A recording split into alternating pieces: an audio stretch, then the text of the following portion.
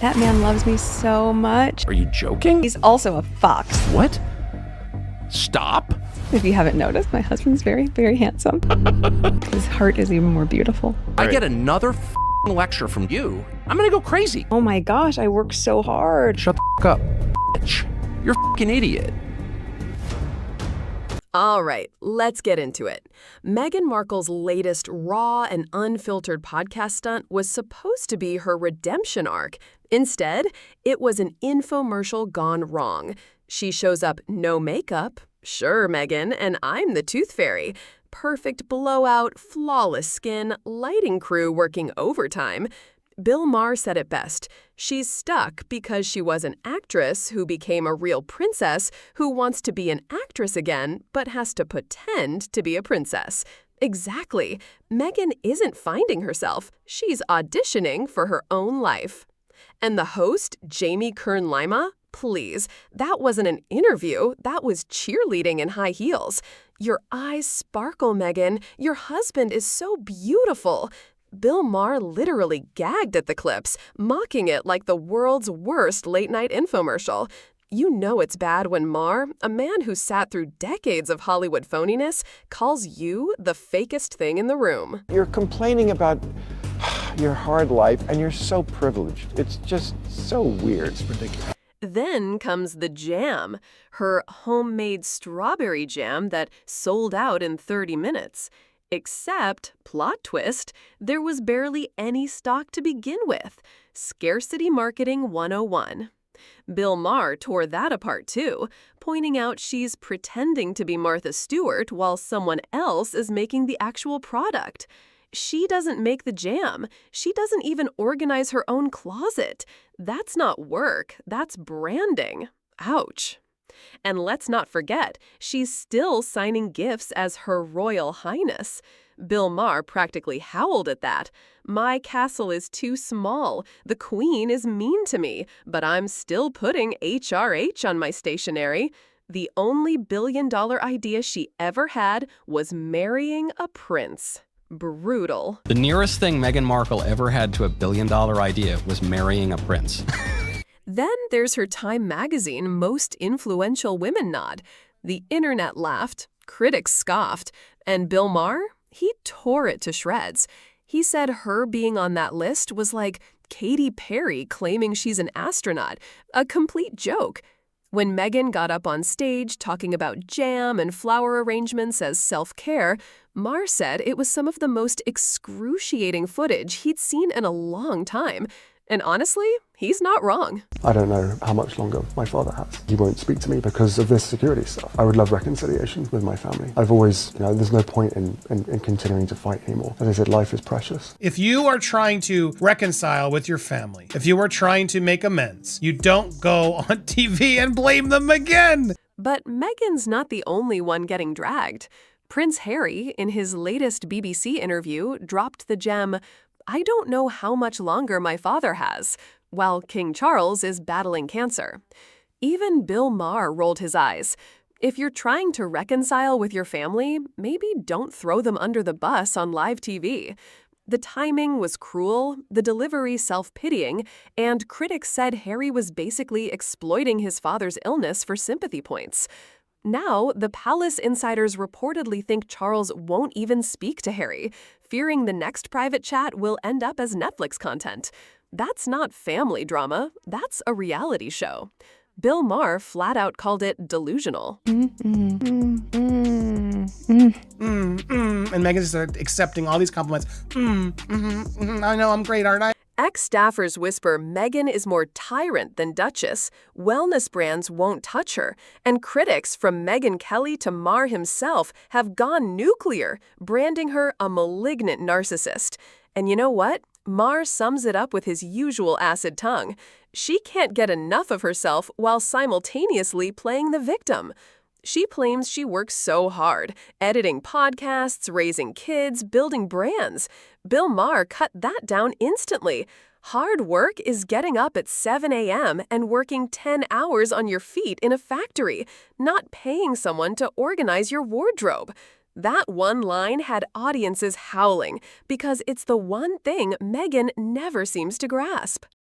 I mean, with her original jam rollout, it was one of 50 that she was giving to her friends. I think it is going to be this exclusive type of range, and I'm sure they've kept the numbers small just to make sure that they don't... Oh, honey, Meghan Markle did not come to play, and it shows. Grab your overpriced herbal tea and settle in, because today we're taking a deep dive into what might be the most chaotic, confusing, and gloriously tone-deaf brand launch of the year. Yes, the Duchess of Drama has re-entered the spotlight with a lifestyle line so scandalously messy, even the Queen's corgis are judging. This isn't just jam. It's a case study in celebrity delusion, branding gone bad, and what happens when royal fairy tales meet retail flops. Let's break it down, shall we? I don't know what world she thinks she's living in right now if she hasn't stepped foot outside the sort of gates of Montecito to understand that I don't know if your average American is going to be dishing out $14 for a pot of jam, or it's not really jam. So Meghan Markle was supposed to roll out this perfectly posh, pastel-drenched brand called America's Riviera Orchard. Think lavender fields, jam jars, and I'm not like other duchesses vibes. But plot twist? She ghosted her own brand name. Now it's called As Ever, which sounds like a closing line in a high school yearbook, not a bougie lifestyle company. What does As Ever even mean? And listen to this. The product rollout? A hot mess. She dropped a few jars of jam, literally jam, and crepe mix. But here's the scandal. There were barely any products available. Some say it was a fake sellout. Others whisper there was no inventory to begin with. Either way, she created a wait list for jam. Yes, darling, a wait list for freaking jam. I don't know who's advising her, but this reeks of trust fund marketing intern energy. No employees, no infrastructure, no plan, and yet she expects the world to line up like it's the new iPhone drop. It's not this like amazing collaboration that's going to create a dynastical fortune for them. It's just them groveling. Now let's talk about the Netflix deal, because this is where it gets juicier than that $28 jar of raspberry spread. So Netflix now has a product department. Who knew? And apparently, Meghan was slotted in to be the face of a little side hustle. But she didn't build a team, she didn't hire anyone until after the headline broke. And reportedly, she had zero ownership in the business. Translation? She's just slapping her name on jars and cashing checks. You can't call it a business if your biggest contribution is signing off on the font. This is all giving very, I woke up and decided to be a lifestyle mogul, with none of the grit. Meanwhile, she's out here dropping tea mixes and shortbread cookie kits like it's 2008 Pinterest core. I mean, did Gwyneth Paltrow teach her nothing? I think that she was definitely they're trying to get some of that 100 million that they've plowed into this disaster back. Now here's where the plot really thickens. Word on the very chic street is that Meghan was deep in talks to collab with Flamingo Estate. Think Aesop's richer, cooler, avocado oil-drizzled cousin. It was supposed to be the move. Meghan plus Flamingo Estate equals match made in minimalist luxury heaven.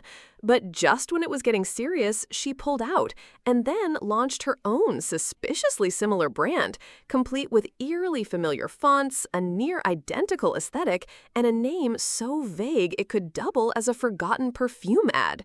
Girl, did you really just clone their vibe and slap on your own jam label? I'm not saying it's a ripoff, but if it looks like a jam jar and smells like a jam jar... Meanwhile, let's not forget her other venture turned flop, the podcast, canceled, canned, cut like a background character from Suits. And now she wants to be a jam queen? Where is the vision? Where is the story? Where is the bee farm in Montecito? The real issue here is branding whiplash. Is she a rebel duchess, a disruptor, or the royal Martha Stewart? Because right now, she's trying to be all of the above and ends up being none of the above. If she just embraced the chaos and sold us tea of regret, a soothing herbal blend for when your podcast bombs, I'd say take my money. But instead, we're stuck with jam and confusion. Isn't she a great environmentalist? Why are we using and reusing so much plastic? Good point. Then she gives us the ineffable tip that when you tie a knot, always be sure you put a bow on. So Meghan Markle, in what was supposed to be a heartwarming culinary love letter to the world, teamed up with Chrissy Teigen for part 2 of her With Love series. The result? Think less Julia Child charm and more high-budget hostage situation. From second one, you could feel something was off. The two stood in a sparkling, picture-perfect kitchen set, cameras purring, countertops gleaming. But instead of warmth and chemistry, we got awkward pauses, mismatched energy, and a vibe that screamed, "We met in the parking lot 10 minutes ago." Chrissy, bless her, was pulling conversational rabbits out of hats to keep things moving, while Meghan's smile had that "just hold still until the cameras stop" tension. Listen, I live in New York City. I don't have counter space in my kitchen. Right. She doesn't know that. She's a normal never person. been pretzels. Peanut butter pretzels. And decanting them into another. And then, the cooking. Or should I say, cooking. Meghan's knife grip looked like she was defusing a bomb, her cuts uneven enough to make Gordon Ramsay faint. She froze mid-onion dice to get off-camera coaching. This wasn't charming in experience. It was like watching someone take a driver's test without knowing how to start the car. The piece de resistance, her big cultural moment, a Nigerian-inspired dish meant to be a heartfelt cross-cultural celebration. Instead, it was a masterclass in surface-level Googling, vague platitudes about flavors that unite us, while butchering traditional techniques and swapping out key ingredients like she was prepping for a Pinterest potluck. Nigerian chefs online were not having it. Think detailed Twitter threads, annotated screenshots, and side-by-side photos of what the dish should have looked like. And then Daniel does show up. Poor Daniel. Poor Daniel. And she doesn't know if he likes to, lifelong friend of decades, the before, during, and after, as she says, right? Mm-hmm. Doesn't know if he likes tomatoes. Right. Doesn't know that he's left-handed. He's her makeup artist. But the real twist of the knife came courtesy of Maureen Callahan, live on TV, breaking the segment down with the precision of a crime scene investigator. She rolled the footage, time-stamped the awkward silences, replayed the utensil fumbles, and flat-out called the cultural presentation a masterclass in how not to engage with heritage cuisine. After that, even people who hadn't seen the episode felt like they had, and not in a good way. Social media detonated within minutes. Hashtag cooking catastrophe. Hashtag with love without skill. Not my kitchen. Clips were going viral faster than Netflix could push promo content. The most shared moments? Meghan standing frozen while Chrissy took over tasks, mispronouncing culinary terms, and staring into the middle distance like she just remembered she left the oven on at home. By the way, not for nothing, I have seen people online, there are her defenders, whether they are paid bots, I don't know, but people saying, why can't you just leave her alone? She's just trying to make an entertaining cooking show, whatever. Behind the scenes, whispers started. Netflix knew this wasn't up to par, but they banked on Meghan's name to draw eyeballs. It worked for 48 hours. Curiosity clicks spiked. But at what cost? Industry analysts are already warning that you can only sell the brand name for so long before people start demanding actual substance. And the cruelest irony? This was filmed back-to-back with Season 1, meaning every single criticism from her first go-round, flat energy, messy presentation, questionable hair choices, was baked right into Season 2. No adjustments, no growth, just double the footage of the same issues. So now, instead of being remembered as a cozy cooking show, With Love Part 2 has become a glittering, slow-motion car crash. A reminder that sometimes the biggest budgets, the brightest lights, and the most famous names can't mask the simple truth. If you can't dice an onion or hold a conversation, the camera will catch it, and so will the internet. This isn't just a flop, it's a brand moment, and not the kind you frame in the office. This is the kind you spend months, maybe years, trying to spin away. But with the clips already immortalized online, good luck with that. Do you want me to also add a fictional off-camera meltdown scene for extra dramatic punch? That would send this gossip piece through the roof.